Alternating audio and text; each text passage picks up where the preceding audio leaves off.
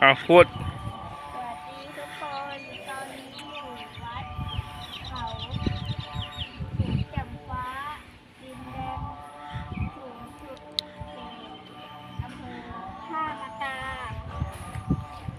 ชมวิวกันนี่ไงปลาล็อกนี่ให้ถอดรองเท้าไปร้อนอ่ะไม่ต้องถอดหรอกไปเดินไปดูสกายบล็อก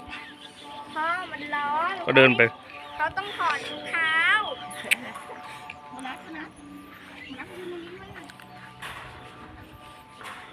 ันร้อนเดี๋ยวถอดแป๊บเดียว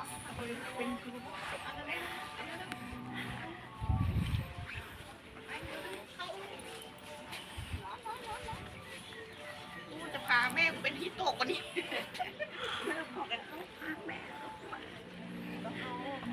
แล้วแม่จะเกียบไว้แล้วพ่อเขาให้ถอดรองเท้าก่อน ร้อน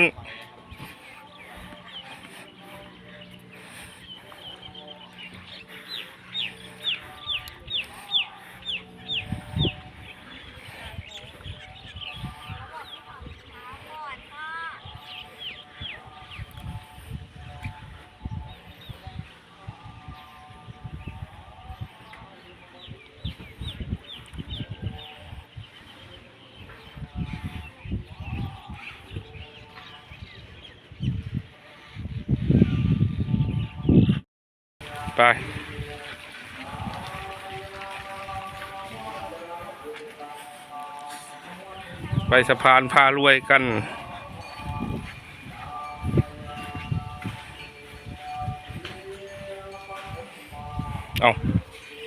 ทางตันนี่หว่า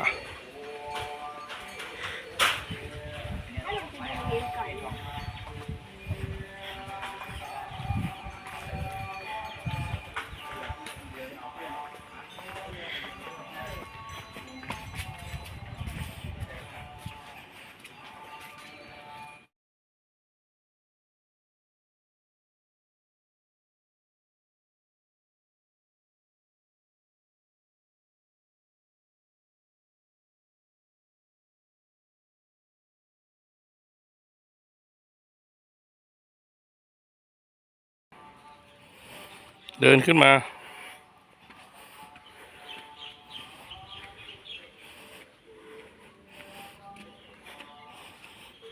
ช้าเดินไม่ทัน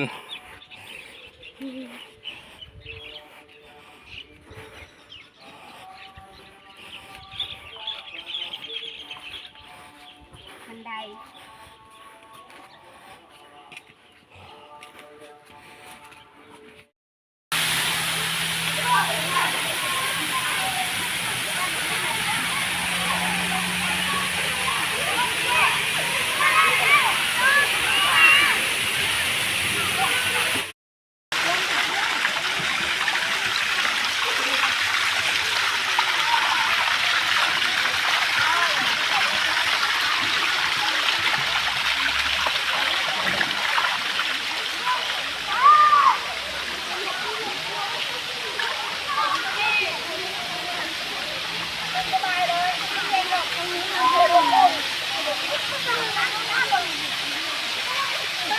ไปนั่ง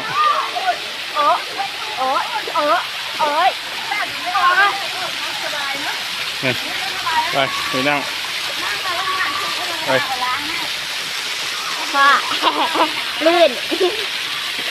มันลื่นเนี่ย